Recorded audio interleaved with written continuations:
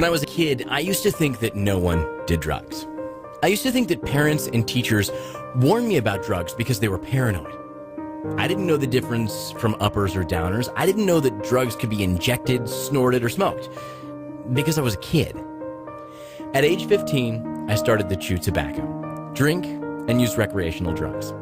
At age 17, I was sent to rehabilitation for 6 months, and I didn't graduate high school with my class. After 6 months of rehab, I graduated, and I went right back into my old addictions. Then I got in trouble with the law. I wasn't a criminal, I told myself. I was just addicted. When I was 20, my close friend died from overdose. When I was 23, another friend of mine killed himself with drugs. I was starting to see a face of addiction that I never saw before. I moved away, hoping my addictions wouldn't chase me. Well, I was wrong. I chewed tobacco so much that I had to have surgery, grafting pieces of my skin to my gum line. In and out of rehabs, having parts of my mouth removed and watching helplessly as some of my closest friends died around me. That didn't stop my addictions. The brain doesn't care if you spend 5 days or 5 years in rehab. It doesn't care if you get poker chips for every day you're sober. It doesn't care if you just graduated rehab, and it might even say, "Good job, now let's go get a drink." I've successfully managed my addictions to the point where I no longer desire them, and I can tell you why. It's because I learned about what they really are and how to manage them. There's a reason why rehabs have high recidivism rates. This problem is becoming more and more recognized on a national level. Many rehab programs require you to spend a few days, a week, or even months. Then you graduate, and they tell you that you're cured. You no longer have to worry about your addictions. You can now move on with your life, they say. If only it was that simple. Learning what they are and how to manage them is when you take control of your addictions instead of them controlling you. I went from an addict to an academic. I hold 2 degrees in business and psychology and studied rehabilitation counseling. I've worked at a counseling center, and I know what addiction is like and what it does to the brain.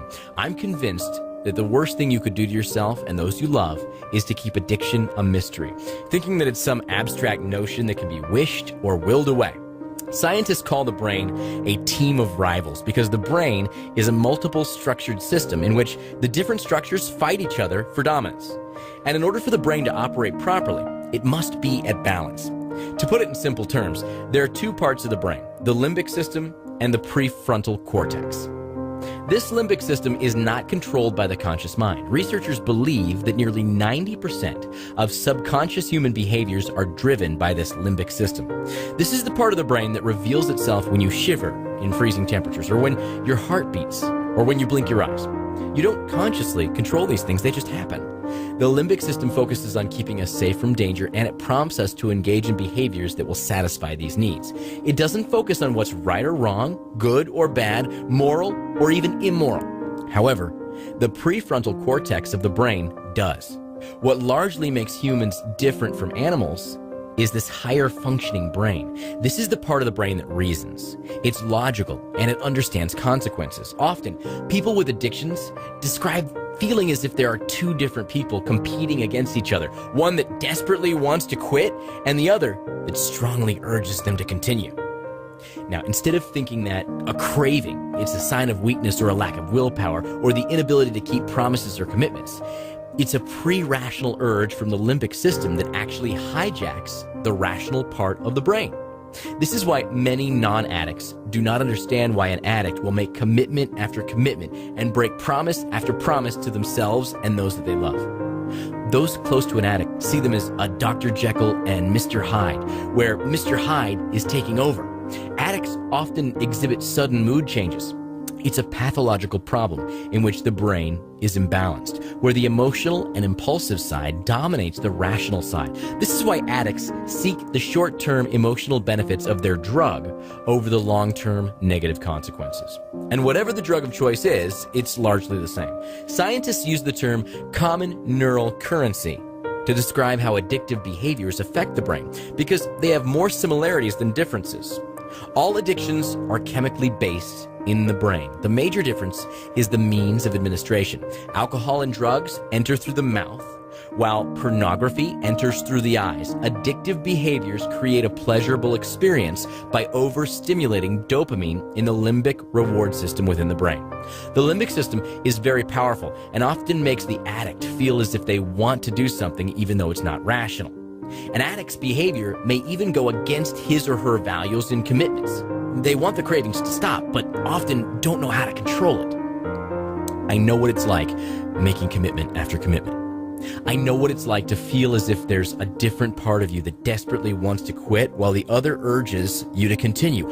I know what it's like to have an increasing craving for a diminishing pleasure. I've been there. It feels like a losing battle.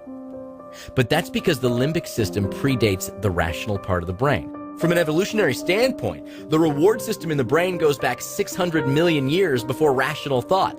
This reward system was found in anthropoids, invertebrate phyla, and mollusks. Pharmacological agents, pornography, and other addictive behaviors are completely new features within our modern environment. This explains why addicts will sacrifice anything and everything to obtain their drug of choice, because it activates an ancient incentive system for survival. Our brains are not prepared to deal with ready-to-access rewards, and it's getting worse. Pornography, for example, can now be pumped into our homes 24/7. But there's hope. The limbic system cannot make decisions in and of itself. It must get the approval of your higher functioning brain in order to act. The limbic system only reports what it feels.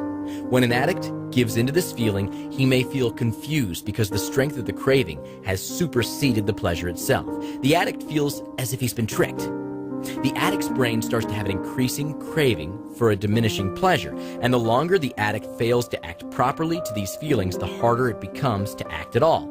And in the end, the less he feels he should.